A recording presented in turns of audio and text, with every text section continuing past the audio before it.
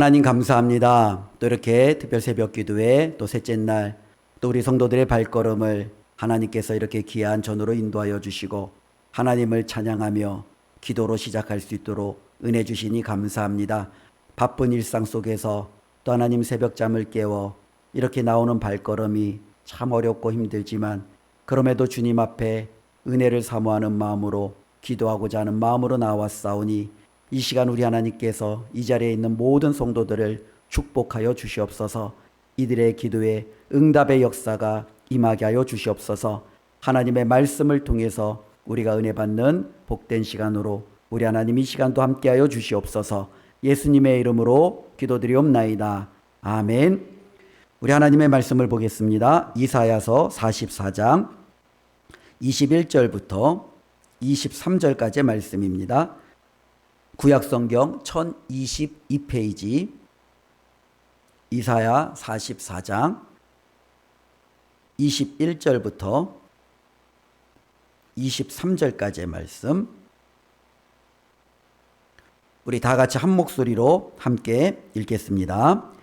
야곱아, 이스라엘아, 이 일을 기억하라. 너는 내 종이니라. 내가 너를 지었으니 너는 내 종이니라. 이스라엘아, 너는 나에게 잊혀지지 아니하리라. 내가 내 허물을 빽빽한 구름같이 내 죄를 안개같이 없지하였으니 너는 내게로 돌아오라. 내가 너를 구속하였음이니라. 여호와께서 이 일을 행하셨으니 하늘아 노래할지어다. 땅의 깊은 곳들아 높이 부를지어다. 산들아 숲과 그 가운데 모든 나무들아 소리내어 노래할지어다. 여호와께서 야곱을 구속하셨으니 이스라엘 중에 자기의 영광을 나타내실 것임이로다. 아멘. 오늘 읽은 말씀을 보면 하나님이 어떠한 분이신지를 너무나도 분명하게 우리에게 선포해주고 있습니다.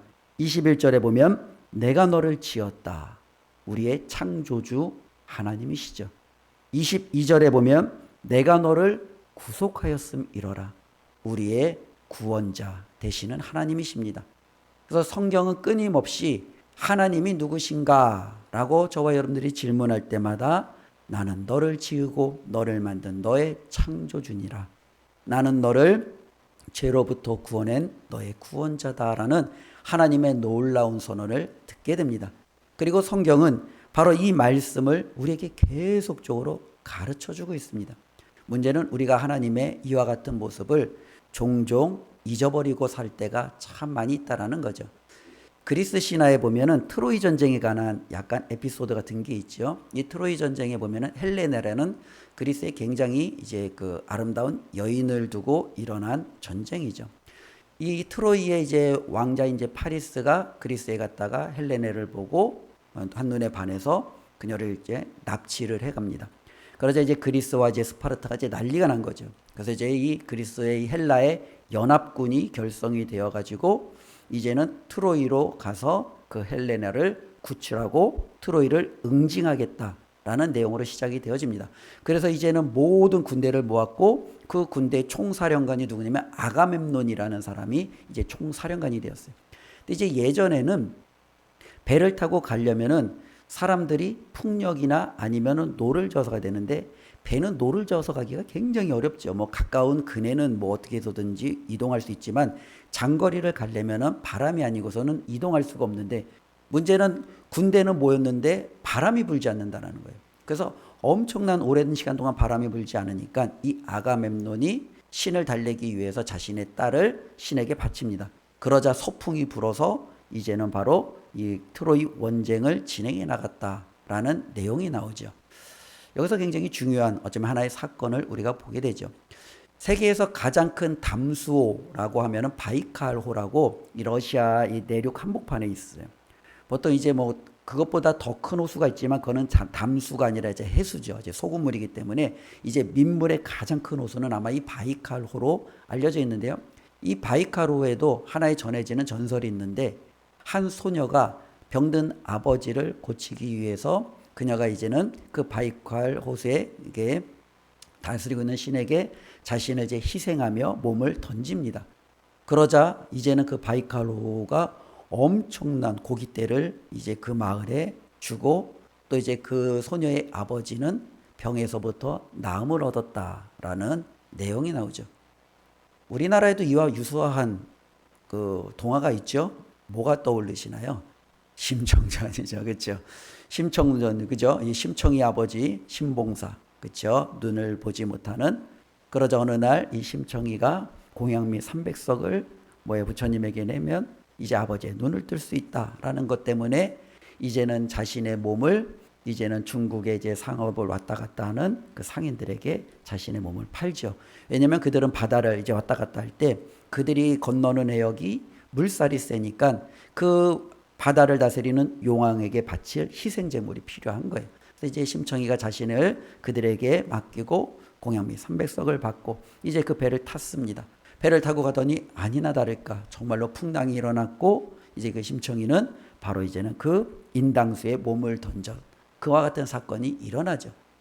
이와 같은 사건들을 보면은 세계 어느 곳이나 공통점이 있는 것 같아요. 처음에 말했던 트로이는요 그리스였고요. 그 다음에 러시아 내륙 한복판 그리고 극동 우리나라 이와 같은 그렇죠. 많은 역사 연구들이 보면은 참 이렇게 신화 전설 종교들을 보면은 상당한 공통점들이 나타난다는 거예요. 여기서 나타나는 공통점은 뭐냐면 일종의 화목이라는 개념이에요. 우리가 화목 그러면은 기독교에만 화목의 개념이 있는 거라고 생각을 하는데 그렇지 않아요. 모든 나라의 화목이라는 개념이 있어요. 그런데 이 화목이라는 개념이 기독교에서 나타나는 화목하고는 정말로 근본적으로 다른 데 있다라는 거죠. 구원이라는 것도 마찬가지예요. 세계 어느 종교에나 구원이라는 개념이 있고 그 구원을 이루기 위해서 해야 될 많은 부분들이 있어요. 기독교에만 구원이 있는 게 아니죠. 그런데 문제는요, 이 구원을 어떻게 이룰 것이냐라는 방법에 있어서는 근본적인 차이가 있다라는 거예요. 앞에 말하는 트로이 전쟁에서 아르테미스라는 신을 달래기 위해 딸을 어쩌면은 드린 아가멤논이나 때로는 아버지의 눈을 아버지의 병을 고치기 위해서 자신을 그 신에게 때로는 용왕에게 투신한 그 소녀들의 이야기를 바라볼 때 이들에 있어서 일반 종교 때로는 세상 속에서의 화목의 개념은 그 신의 진노를 달래기 위해서 내가 가지고 있는 가장 아끼는 무언가를 드림으로써 이루어지는 일시적인 화목이죠. 그래서 그 신들은 끊임없이 사람들에게 뭔가를 요구해요. 그리고 그것이 마땅하지 않으면은 때로는요 그들의 성을 부리고 그로 말미암아 굉장히 인간이 힘들게 살아가는 이와 같은 일들이 끊임없이 일어나죠. 그런데 성경에서 말하는 화목은요 그렇지 않다라는 거예요. 성경에서도 이 화목의 개념이 어디에서 나타나냐면 가장 많이 드러나는 게 구약이에요. 구약에 보면 제사가 있잖아요. 이 제사가 바로 화목이죠. 우리가 아는 속죄제, 속건제, 또 화목제. 이 모든 것이 바로 화목의 개념이에요. 우리가 하나님 앞에 죄를 지어요. 성경에 보면 하나님의 진노를 유발시키는, 좀 쉽게 얘기하면 하나님을 화나게 만드는 게 있어요. 그게 뭐냐면 인간의 죄예요. 하나님은 우리의 죄로 말미암아 하나님의 이 진노가, 하나님의 화가 끊임없이 일어나요. 하나님은 거룩하신 분인데 그 거룩하신 하나님 앞에 하나님이 미워하시는 그 죄와 악을 가지고 서 있는 인간을 바라볼 때 하나님은 그것을 용납할 수가 없는 거죠. 하나님의 의와 하나님의 거룩이 그 죄에 대해서 진노를 가져올 수밖에 없습니다. 그런데 하나님은 그 죄인을 사랑하시기에 일시적으로나마 그들을 받기 위해서 하나님께서 하나의 제도를 주셨는데 그게 바로 제사라는 제도예요. 그래서 그 하나님의 진노가 임해야 될 그 사람에게 그 사람이 다른 짐승을 대신하여 하나님 앞에 잡아 바치면 하나님의 진노가 그 대상이 아닌 그 대상이 가지고 온 그 짐승에게 임함으로 일시적인 죄의 유예 혹은 죄가 어떠한 것인지를 우리에게 보여주는 교훈으로서 하나님께서 구약의 여러 가지 제사를 허락하셨다라는 거죠. 근데 이 구약의 제사가 신약에 오면 등장하지 않아요. 왜 신약에 오면 구약의 제사가 등장하지 않을까? 구약에 끊임없이 이스라엘 백성은 수천 년을 이 제사라는 그 제도 가운데 살았는데 갑자기 신약을 살아가는 우리 가운데는 이 제사가 완전히 끊어져 버립니다. 어떤 일이 일어났느냐라는 부분이죠. 신약에는요 바로 하나님께서 이 구약에서 불완전한 이와 같은 하나님이 주셨던 제사를 완전히 완성시키시는 속죄제를 화목제를 예수 그리스도를 통해서 이루어 주셨음을 우리에게 계속적으로 설명해 주고 있습니다. 그래서 신약에서는 하나님께서 우리 가운데 이 화목을 이루기 위해서 화목제물로 예수 그리스도께서 이 땅 가운데 오셨고 그분이 그것을 이루셨음을 우리에게 말씀해 주고 있죠. 그래서 신약에 보면 네 가지로 예수 그리스도께서 우리의 화목을 이루셨음을 다음과 같이 증언합니다. 특별히 우리가 보면 하나님 앞에 저와 여러분들은 죄를 지었으니까 죄인이잖아요. 악인이잖아요. 그런데 하나님이 저와 여러분들을 가리켜 의롭다 하신다라는 거예요. 왜 하나님이 갑자기 우리를 의롭다 하시지? 하나님의 마음이 바뀌었나? 아니죠. 성경은 뭐라고 말하냐면 하나님께서 예수를 하나님께서 그의 피로써 믿음으로 화목제물로 세우심으로 저와 여러분들이 그 피에 의해 의롭게 되었다라고 말하는 거예요. 그렇기 때문에 저와 여러분들이 하나님 앞에 아들이 되고 딸이 되고 의로운 자녀가 되는 근거는 예수 그리스도께서 우리의 화목제물이 되심으로 우리는 죄인이 아닌 의로운 자가 되었다라고 선언해 주고 있는 거죠. 또 한편으로는요, 성경에는 하나님이 이 땅 가운데 오셨어요. 사람이 되셨어요. 하나님께서 저와 여러분들은 똑같이 육체가 되셨어요. 우리는 그것을 가리켜 성육신이라고 말씀합니다. 그러면 하나님께서 왜 우리 가운데 성육신 하셨는가? 히브리서 2장 17절에 보면 이렇게 말씀합니다. 하나님께서 우리와 똑같은 사람으로 대제사장으로서 이 땅에 오심은 저와 여러분들의 죄를 속량하려 오셨다라고 말씀하고 있습니다. 성경은 계속적으로 말씀합니다. 우리 주님은 지금 어디에 계십니까? 우리 주님은 지금 하나님 보좌 우편, 즉 천상에 계십니다. 천상에서 우리 주님께서 하시는 사역이 두 가지가 있어요. 그것을 어제 요한일서에서는 우리에게 말씀해 주고 있는데 하나님께서 지금 하나님 보좌 우편에서 행하시는 두 가지 사역은 뭐냐면 첫 번째는 저와 여러분들의 중보자, 대언자가 된다는 거예요. 우리가 이 땅에서 살아갈 때 우리의 필요를 위해서 우리의 연약함을 위해서 여전히 하나님 옆에서 우리를 위해서 기도하시는 분, 그게 누구시냐면 바로 우리 주 예수 그리스도라는 거예요. 또 한편으로 요한은 뭐라고 말씀하시냐면 바로 그 대언자 되신 그분이 저와 여러분들의 화목제물이 되셔서 여전히 천상에 계신다라는 거예요. 그래서 하나님께서 우리의 연약함을 보는 게 아니라 예수 그리스도를 바라보며 우리 가운데 여전히 하나님이 받으시는 놀라운 은혜의 사역이 이루어지는 것, 바로 이것이 예수 그리스도를 통해서 이루어지고 있다라고 말씀하고 있죠.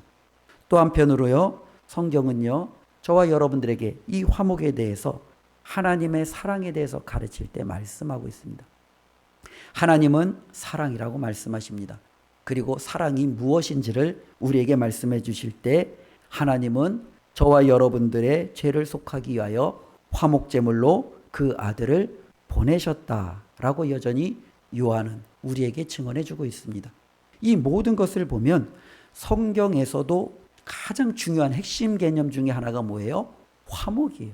즉 하나님과 우리 사이의 이 화목의 개념이 얼마나 중요한지를 분명히 가르쳐 주고 있습니다.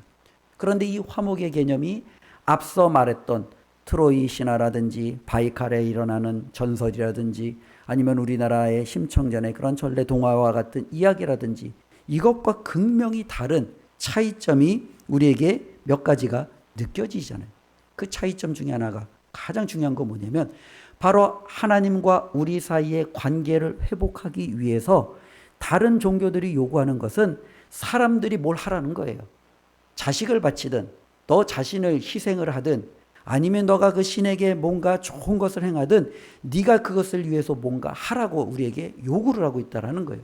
그런데 성경은요, 하나님께서 저와 여러분들의 관계를 회복하기 위해서 우리에게 무언가를 요구하지 않아요. 성경은요, 하나님이 무엇을 하세요? 하나님께서 끊임없이 저와 여러분들을 위해서 무언가를 이루신다라는 거예요. 하나님이 죄인을 바라보면 하나님이 화가 나세요. 진노가 일어나세요. 그런데 하나님이 그에게 진노와 화를 유발하셔서 그를 바라시는 게 아니라 이것을 해결하기 위해서 하나님께서 무언가 일을 하시고 하나님께서 이 해결책을 만드신다라는 거예요. 그래서 사랑이라는 것은 우리가 하는 대로 말로 하는 게 아니에요. 우리가 끊임없이 말하잖아요. 사랑합니다. 그런데 그를 위해서 돕지도 그를 위해서 우리가 섬기지도 않는 것은 사랑이 아니다 라고 말하잖아요. 마찬가지로 하나님이 사랑이신데 하나님이 저와 여러분들의 죄를 바라보며 야, 죄를 좀 치우고 좀 와라. 너에 있는 그 잘못된 더러움을 좀 깨끗이 하고 와라. 이렇게 말씀만 하신다면, 그리고 저와 여러분들의 그 어떤 삶에도 간섭하지 않는다면 우리는 그 하나님을 과연 사랑의 하나님으로 바라볼 수 있느냐라는 부분이죠. 그런데 하나님은요, 우리를 너무나도 사랑한 나머지 우리의 죄를, 그 진노를 우리가 당하지 아니하도록 하나님께서 이 모든 것을 친히 감당하시겠다라는 거예요. 그래서 우리가 잘 아는 대로 그의 유일하신 아들 예수 그리스도를 이 땅 가운데 보내주셨고, 이 땅 가운데 보내주심으로 저와 여러분들이 받아야 될 모든 진노와 우리가 받을 모든 그 하나님의 정말로 응징을 예수 그리스도께서 친히 받으셨다라는 것을 성경은 누누이 가르쳐주고 있다라는 겁니다.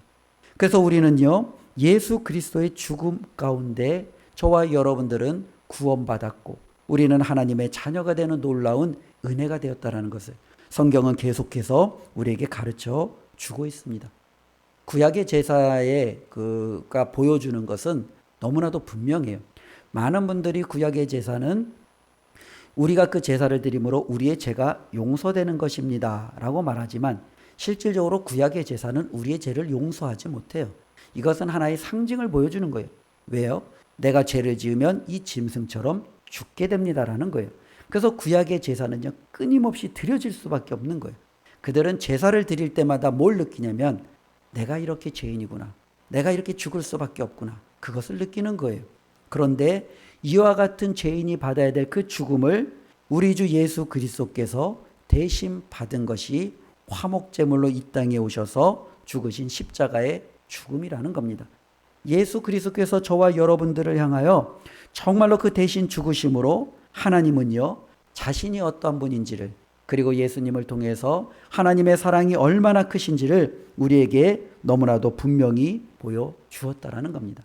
그래서 예수 그리스도의 십자가를 바라보며 그분이 화목제물을 바라보며 우리가 할 수 있는 것은 하나님의 의와 하나님의 사랑 두 가지를 동시에 볼 수 있는 거예요. 하나님은 이 두 가지가 우리에게 계속해서 강조해 주는 거예요. 하나님은 의로우신 분이십니다. 그러기에 하나님은 죄를 용납하지 않으십니다. 하나님은 사랑이 많으십니다. 그래서 그 사랑 많으신 하나님은 죄인을 품는 사랑을 하십니다. 이 두 가지가 상충될 수 있잖아요. 죄인을 응징하지 아니하고 벌하지 아니하고 어떻게 하나님이 사랑하실까? 하나님이 죄인을 응징한다면 어떻게 그 죄인을 사랑하시는가? 이 딜레마가 있는데, 이 딜레마가 해결한 것이 바로 예수 그리스도께서 이 땅 가운데 저와 여러분들의 화목제물이 되시기 때문에 그렇다라는 거예요. 그래서 저와 여러분들이 대신 우리가 받아야 될 모든 하나님의 진노, 하나님의 의가 행해지는 그곳에 십자가에서 예수 그리스도의 죽으심으로 하나님의 진노가 발하여지셨고, 이제는 하나님께서 그 예수 그리스도를 근거로 우리가 바로 이제는 하나님의 사랑을 받을 수 있는 사랑의 토대를 쌓았다라고 성경은 말씀해 주고 있습니다. 바로 이것이 성경에서 말하는 저와 여러분들에게 주시는 하나님의 화목이라는 겁니다. 우리가 이것을 기억하면서 살아가는 것이 너무너무 중요합니다. 우리는 살아가면서 많은 사람들이 사랑을 기대하며 살아갑니다. 어렸을 때는 부모님의 사랑을 기대하고, 조금 더 크면 선생님들의 사랑과 친구들의 사랑과, 또 내가 정말로 사랑하는 사람을 만나면 더 많은 사랑을 서로 나누며 살아가기를 기대합니다. 그런데 사랑 중에 가장 큰 사랑은 무엇이냐라고 한다면 많은 이들이 부모의 사랑이라고 말합니다. 왜냐하면 부모는요, 자식을 위해서 모든 것을 다 할 수 있는 게 어쩌면 부모이기 때문에 그래요. 많은 부모님들의 마음은 그럴 거예요. 자식이 아프면 내가 대신 아팠으면, 자식이 힘든 일을 당하면 내가 대신 힘든 일을 당했으면, 자식이 정말로 해결할 수 없는 문제가 있다면 어떻게 해서든지 그 문제를 해결해 주려고 하는 것이 부모예요. 부모가 그렇게 하는 이유가 뭐예요? 사랑 때문이에요. 그런데 문제는요, 부모에게도 한계가 있어요. 대신 아파주고 싶다고 대신 아파줄 수 있는 게 아니에요. 내가 해결해주고 싶다고 해서 모든 문제를 해결해 줄 수 있는 부모는 없어요. 어느 정도 공감과 옆에서 도움은 줄 수 있지만 여전히 부모도 인간적인 한계를 가지고 있기 때문에 사랑의 마음은 있지만 그 자식을 위하여 모든 것을 다 해줄 수 없는 게 우리예요. 그런데 하나님은요, 저와 여러분들을 위하여 모든 것을 다 해주실 수 있는 분이세요. 하나님은 우리를 대신하여 아픔을 대신 겪어주실 수 있는 분이에요. 하나님은 우리의 힘든 부분을 대신 해결해 주실 수 있는 분이에요. 하나님은 우리가 죽을 수밖에 없는 그 자리에 하나님이 친히 이 땅에 오셔서 우리를 대신하여 죽으심으로 우리가 더 이상 죽지 않게 만드실 수 있는 분이세요. 바로 하나님은 그리고 그 일을 이루어 주셨다라는 겁니다. 이게 바로 저와 여러분들이 믿고 있는 하나님이십니다. 하나님은 저와 여러분들에게 자식을 요구하지 않습니다.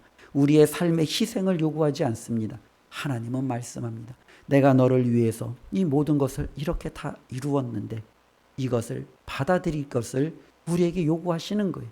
우리가 그 하나님을 받고 우리가 그 예수 그리스도를 믿기만 하면 저와 여러분들은 더 이상 하나님과의 관계에 있어서 우리가 걱정할 필요가 없다라는 거예요. 죄의 문제에 대해서 염려할 필요가 없다라는 거예요. 우리의 삶이 정말로 공고하고 정말로 우리의 삶이 비참할 것에 대한 우리가 그와 같은 생각을 가질 필요가 없다라는 거예요. 하나님께서 그 모든 것들을 다 이루어 주셨다라는 것을 꼭 기억하셨으면 좋겠습니다. 그래서 오늘 말씀은 바로 그 하나님이 저와 여러분들을 지으신 분이시요. 그 하나님이 바로 저와 여러분들을 구원하신 우리의 구속자 되심을 다시 한번 말씀해 주고 있습니다. 그러나 한번 기억할 것은요. 하나님께서 이것을 이루시는데 이것이 하나님이 다 이루셨기 때문에 하나님이 참 편하게 이루셨구나라고 생각하는 경우들이 종종 있는데 하나님이 정말로 이것을 편하게 이루신 것은 결코 아니라는 거예요. 우리 예수님의 복음서의 삶을 바라보면 예수님은 정말로 바삐 사셨어요. 정말로 눈코 뜰 새 없이 바삐 사셨고 또 예수님께서는요 때가 되었을 때 자신이 이 땅에 오셔서 이루실 일들을 제자들에게 사람들에게 또 알리셨어요. 그런데 그 모든 가운데 우리 주님께서도 두려워하신 게 있어요. 우리 예수님이 가장 두려워하는 것이 무엇이었을까요? 우리 주님이 가장 두려워하신 것은 바로 죽음이었습니다. 죽음. 많은 사람들이 죽음을 두려워해요. 그런데 우리 주님은 다른 사람들보다 더 유난히 죽음을 두려워하셨어요. 왜냐하면 많은 사람들은 언제 죽음을 두려워하냐면 병이 걸려서 죽게 되었거나 죽음의 때가 되었을 때 그때 많은 사람들은 죽음을 두려워하죠. 일상적으로 우리가 죽음을 별로 생각하지 않아요. 왜냐하면 일상적으로 내가 죽을 거라고 생각하지 않기 때문에. 그러나 큰 병에 들거나 사고가 나서 때로는 내가 나이가 들어서 기력이 쇠할 때는 죽음에 대해서 생각하겠죠. 근데 우리 주님은요 가장 한창 때인 30대에 공생애를 시작하셨다고 하는데 얼마 안 있어부터 우리 주님은요 죽음에 대해서 걱정하세요. 자신의 죽음에 대해서 말씀하세요. 자신이 이 죽음을 피할 수만 있다면 피하기를 원하세요. 왜 그러신가요? 우리 주님에게 있어서 이 죽음은 우리 일반 사람들이 죽는 육체적인 죽음하고는 다르다라는 거예요. 그 주님의 죽음은 육체적인 죽음을 넘어서 어쩌면 그 십자가에서는 하나님의 모든 진노가 우리 사람들의 죄를 향하였던 그 진노가 예수 그리스도를 향하여 다 집중되어지는 그와 같은 죽음이기 때문에 그래요. 한 번도 하나님의 진노를 받아보신 적이 없는 분이십니다. 언제나 하나님과 떨어졌던 적이 없었던 예수 그리스도셨습니다. 그러나 십자가에서의만큼은 하나님의 온 세상의 모든 진노를 혼자 감당하셔야 됩니다. 혼자 버림받으셔야 됩니다. 하나님과 완전히 구별됨으로 하나님의 외면을 받으셔야 됩니다. 우리 주님이 그것을 생각할 때 그것을 감당하는 것이 너무너무 힘들고 어려워 우리 주님은요 이것을 피할 수만 있다면 이 죽음만을 생각한다면 우리 주님은요 끊임없이 기도하며 하나님 앞에 나아갔습니다. 그럼에도 주님은요 그것을 거부하지 아니하고 그것을 감당하셨습니다. 우리 하나님도 그것을 포기하지 아니하고 그의 아들 예수 그리스도께서 그 길을 걸어가도록 우리 하나님도 끊임없이 계속적으로 그 길을 허용하셨습니다. 왜 그러셨습니까? 그래야만 저와 여러분들이 살 수 있기 때문에 그렇습니다. 그래야만 저와 여러분들이 하나님과 다시금 화목의 관계를 회복할 수 있기 때문에 그렇습니다. 하나님 편에서는 가장 힘든 일을 우리를 위해서 이루셨다는 겁니다. 이것이 바로 우리가 가진 놀라운 구원의 은혜, 하나님의 주신 축복입니다. 우리는 이 축복을 가지고 살아가는 하나님의 자녀들입니다. 그래서 우리는요 살아가면서 감사할 수 있는 거예요.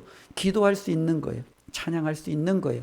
하나님 앞에 나아가 우리는 간구하고 부르짖고 하나님 앞에 우리의 모든 것을 다 이야기할 수 있는 거예요. 만일 하나님이 우리를 위하여 이와 같은 사랑을 보이지 않았다면 어떻게 우리가 하나님의 이름을 함부로 부를 수 있겠습니까? 하나님 앞에 자신 있게 달라라고 이야기할 수 있겠습니까? 하나님 앞에 나아가 우리가 어리광과 하나님 앞에 정말로 고집부리며 살아갈 수 있겠습니까? 이 모든 것이 하나님이 저와 여러분들을 사랑하셔서 하나밖에 없는 아들 예수 그리스도를 이 땅에 보내주심으로 우리를 구원하시고 화목케 하신 그 근거에 있음을 우리가 기억하며 저와 여러분들이 믿는 그 하나님을 다시 한번 가슴 깊이 새기며 살아가는 올 한 해가 되었으면 좋겠습니다. 그래서 우리가 하나님 앞에 그렇게 감사하는 거예요. 하나님, 나를 지으시고 죄로 말미암아 죽을 수밖에 없는 저를 다시금 살리시기 위하여 하나밖에 없는 예수 그리스도를 보내주심으로 저를 구원해 주신 하나님 감사합니다. 그 하나님을 오늘도 기억하며 살아갑니다. 이것이 바로 우리 믿음의 가장 기본이요 기초인 줄로 믿습니다. 하나님을 알아가는 저와 여러분들의 삶이 되어 더욱더 그 하나님의 사랑에 부합되는 삶이 되시기를 주님의 이름으로 축원을 드립니다. 우리 이 시간 함께 주신 말씀 기억하며 기도하는 시간을 갖도록 하겠습니다. 하나님은 어떤 분이십니까? 라고 질문을 던졌습니다. 오늘 이사야는 우리에게 말씀합니다. 너를 지으신 하나님, 너를 죄에서 구원하신 구원자